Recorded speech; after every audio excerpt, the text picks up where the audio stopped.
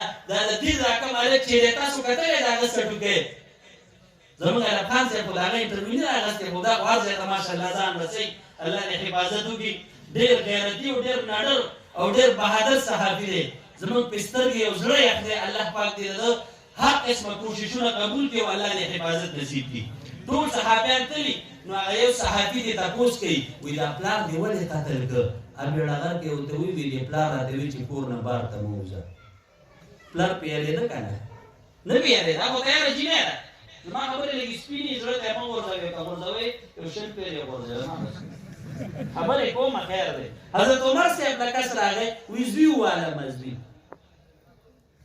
عمر صاحب کسان ولېږه وایي دا زوی راولئ زوی وله حاضر کړ دا پلار دې ولې والئ او ته امیر المؤمنین اجازه شته یو تپوس کوم وایي وایه وایي د بچي په پلار څه حقونه شته که نشته ولې نشته وایي څه حق دی وایي حق یې دا دی چې ماشوم پیدا شي ښکلی نوم به ورته ږدي یاده به دا مسله که نه دا مسله ټول پلاران یاد کړئ کوم پلار چې د خپلو بچو حقونه پوره کړه دا بچي چې رالوی شي بیا به د مور پلار د حقونو خیال ساتي او که چا د بچو حقونه پوره نه کړه سبا چې دا بچي رالوی شي بیا ته ګیلې مه کوئ بیا به دغه شان قصې کوي لکه دا دیر کې چې شوي وی امیر المؤمنین د بچي په پلار څه حق شته وی او شته وی څه حق دی وی چې ښکلی نوم به ورته ږدي وی امیر المؤمنین زما د پلار زما لومبی حق نه دی پوره کړی وی ما ته جعل نوم ایښی دی جعل په عربۍ کې ګونګټ ته وایي څه شي ده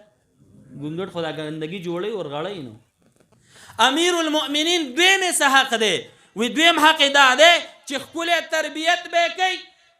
وی امیر المؤمنین زما دې پلار زما دویم حق هم نه دی پوره کړی وی هغه څنګه وی دې پلار ماله چوکه راکړې لوړې راکړې او هغه ځنګل کې او صحرا کې څاروي ساتم او دې پلار راته ویلي دي چې دوه څاروي په جګړه شي چې کم څاروی زورور وي هغه ته به دا چوکه را پرېږدې دا لوړ او دا کمزوری به ترې خلاصی امیر المؤمنین ورته وایي عمر صاحب رضی الله عنه وایي زه درته یم چې پلار دې ولې والی دی او ته ما ته د څاروو قصې کوې وایي امیر المؤمنین وختي کور ته رالم ډېر زیات ستړی وم څاروي مې راوستل او د څاروو هغه غټ لوړ هم را سره و چوکه را سره وه وایي دې بابا په بیبې باندې را باندې کړي مور یې راله واله دې پلار نو ما دغه ځای کې لږ شان سوچ وکړو چې دې کې ظالم کم یو دی او مظلوم کم یو دی دا الفاظ زما دي ښه و چې ما وکتل نو وال خو بابا کول او وال بیبې خوړل ما وی چې دا کټی پکې ډېر روان دی چوکه مې اوچته کړل چې منځ ته مې راوبغوله جینو بس سړی رانه لګېدلی دی عمر صاحب یې هغه پلار ته مخ راواړوي دا تربیت خو ته تا کړی که نه پښتانه وایي چې په خپله نو ګیله سله د بله دا خو ته تا داسې ویلي دي نو هغه راغلی کور کې ستړی و چې ویې که ته تاوال کول نو هغه سره چوکه تیاره وه هغه سوچ کړی دی چې ظالم کم دی او مظلوم کم دی نو وال خو تا کول وال هغې خوړل نو پته یې راباندې کړي دي دویم حق یې څه شوه لکه ښکلی تربیت یاد بی او دریم حق چې بالغ شي که لور ده او که زوی نو سم ځای کې به وله واده کوي ډېر د حیا او د عزت کورنۍ بې عزته شوې بیا دې شیوخو مفتیانو علماو پسې ګرځي ماله جرګه وکړه د سپین روبه پسې ګرځي ماله تاڼه وکړه ولې چې د شریعت تعلیماتو باندې عمل نه دی کړی زوی لور لی په وخت واده نه دی کړی دا د مسالو دور دی د موبایلو دور دی د کمپیوټر دور دی ټیک ټاکو دور دی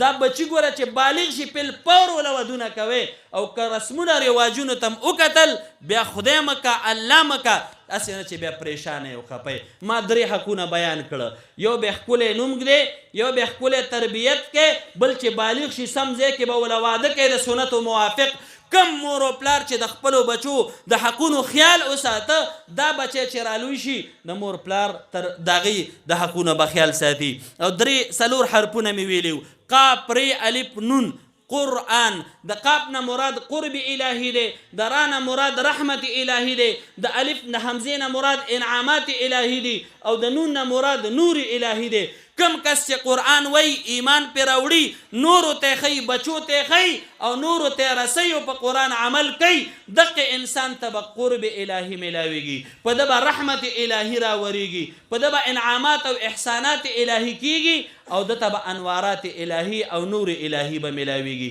اقول قولي هذا استغفر الله لي ولكم ولسائر المسلمين. مشایخ ناست دي زبان درازي مې وکړه او هغه ملګري ډېره تادي کوي لا موبایل مې متبند کړی څو ماتې ګوډې خبرې مې وکړې که ستاسو د مزاج خلاف وي 40 کالو نه مخکې خو د انسان عقل پوره نه وي زه خو لا د 40 نه یم خو که کومه خبره زما د خولې نه ستاسو د مزاج خلاف وتي د هغې ما ته معافي کوئ. الله دې ما ته او تاسو ټولو ته د معافۍ اعلان وکړي. اقول قولي هذا استغفر الله لي ولكم ولسائر المسلمين برحمتك.